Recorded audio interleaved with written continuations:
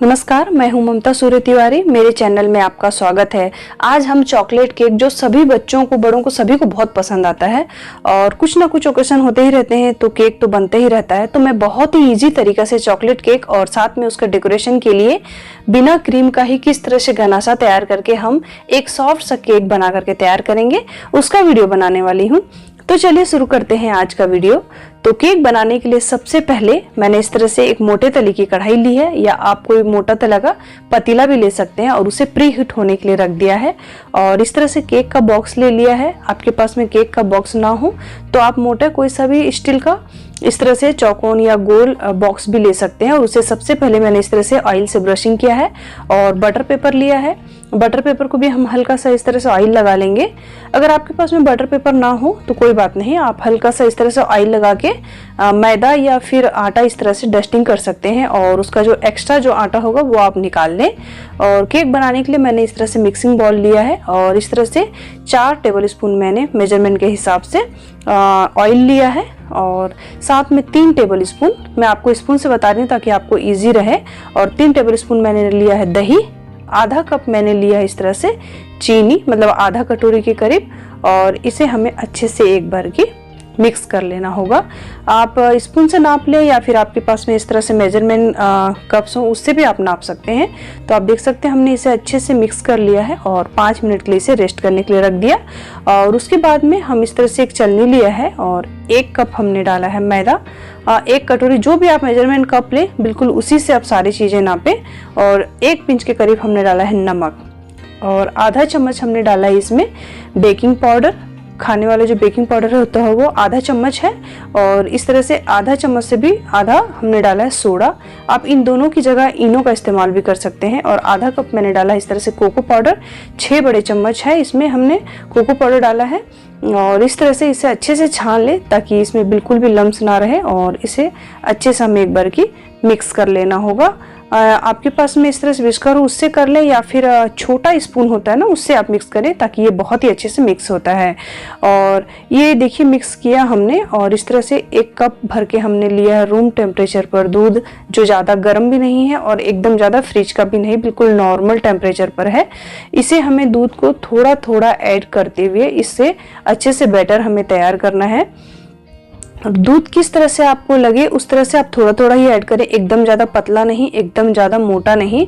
और थोड़ा सा हम इसमें डाला है वेनिला एसेंस डाला है, और इसे भी अच्छे से मिक्स करें। हमें बैटर उस तरह से बनाना है कि जिस तरह से आप विस्कर से ऊपर से आप छोड़ें बैटर तो वो बिल्कुल फ्लैट हो जाए, मतलब वो बैटर में पूरा मिक्स हो जाए।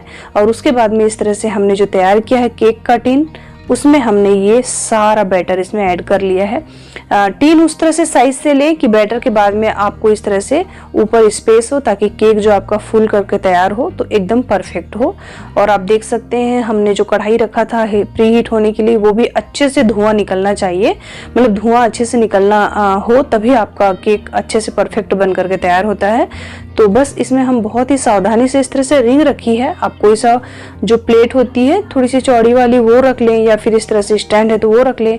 हमें केक का बॉक्स इस तरह से रखना है कि, और ढक्कन इस तरह से लगाना कि बिल्कुल इसका भाप जो है बाहर ना निकले, और उसे 20 मिनट के लिए इस तरह से हमने रख दिया है। केक को हमने अच्छी तरह से कढ़ाई में सेट कर लिया है और उसे एकदम अच्छे से कवर कर लिया है, उसका भाप बिल्कुल भी बाहर नहीं निकलना चाहिए।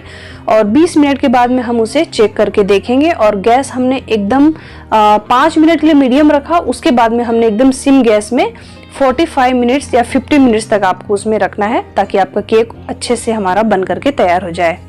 केक हमारा बनकर के तैयार हो जब तक हम उसके लिए बना लेते हैं गनासा। और उसके लिए मैंने इस तरह से एक पतीला लिया है मोटे तले की, और आधा कप मैंने उसमें डाल दिया है चीनी।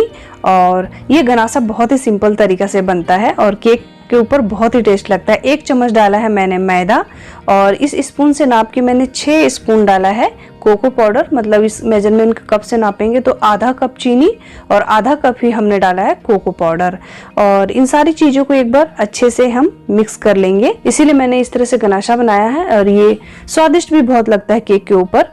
ये मिक्स होने के बाद में मैंने आधा कप, लगभग 1 कप के करीब दूध लिया है, और इसे थोड़ा थोड़ा करके हम इसे अच्छे से मिक्स करेंगे। विस्कर से अच्छे से मिक्स होने के बाद ही इसे हमें गैस के ऊपर रखना है।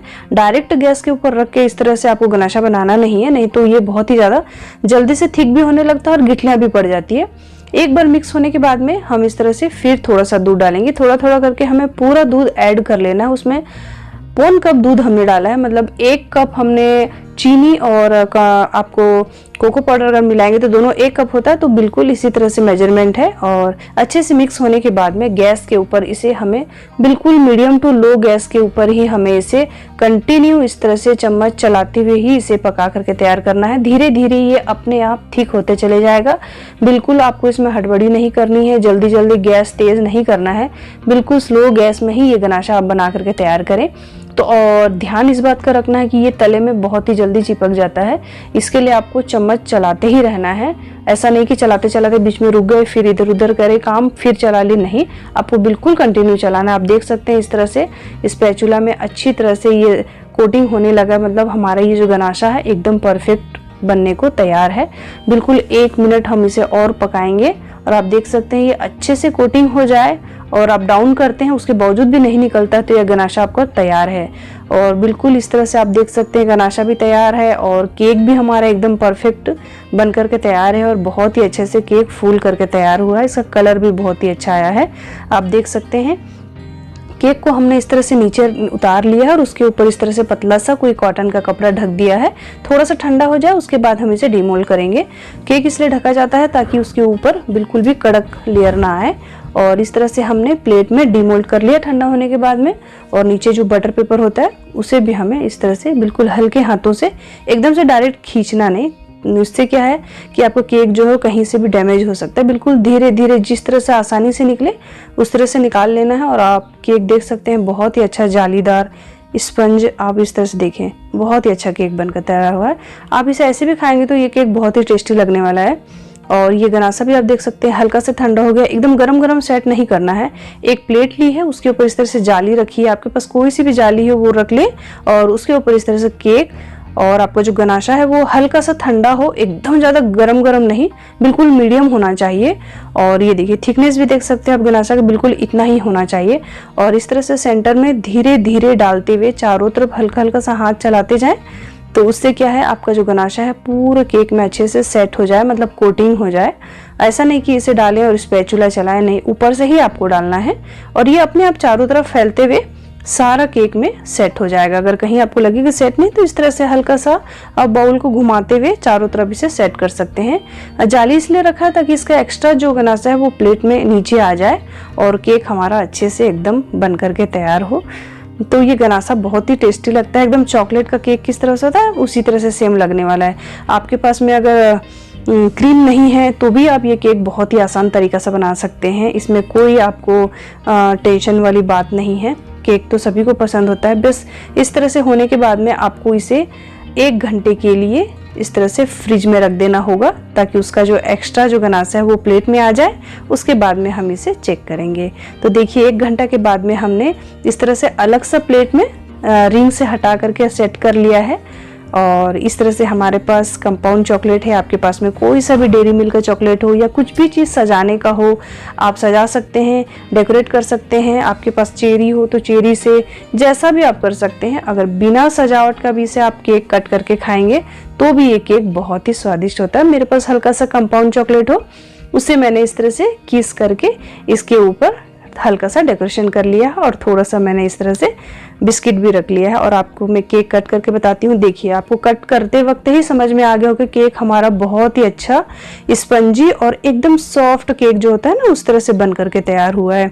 जो ऊपर का गनासा है वो भी बहुत ही अच्छे से सेट हुआ, ऐसा नहीं कि फ्रिज में रखने बाद में वो एकदम टाइट सा हो गया, वैसा नहीं, बिल्कुल अच्छे से एकदम सॉफ्ट सा बन करके तैयार हुआ है। ये देखिए मैंने आपको निकाल के बताया इस तरह से। आप इस तरह से चम्मच में है तभी समझ में आ रहा है। इसका शाइनिंग भी बहुत ही अच्छा आया है। गनासा जिस तरह से परफेक्ट बनाया जाता है ना बिल्कुल उसी तरह से बन करके तैयार हुआ है।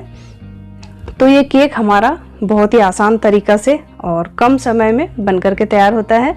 घर में सारी चीज़ें होती है आपके पास में, तो केक कभी भी इस तरह से बनाएं और इसका आनंद लें। मैं आपको ये अलग सा प्लेट में निकाल के इसे इस तरह से स्पून में कट करके बताती हूँ कि ये बहुत ही सॉफ्ट सा है। ये देखिए ये स्पून में हमने इस तरह से लिया ताकि आपको आसानी से समझ में आए कि केक हमारा सचमुच बहुत ही सॉफ्ट है और ये खाने में बहुत ही स्वादिष्ट होते हैं। तो केक हमारा परफेक्ट एकदम बन करके तैयार हो गया है चॉकलेट के। तो ऐसे ही स्वादिष्ट व्यंजनों के लिए मेरे चैनल को लाइक से और सब्सक्राइब जरूर कीजिए। धन्यवाद।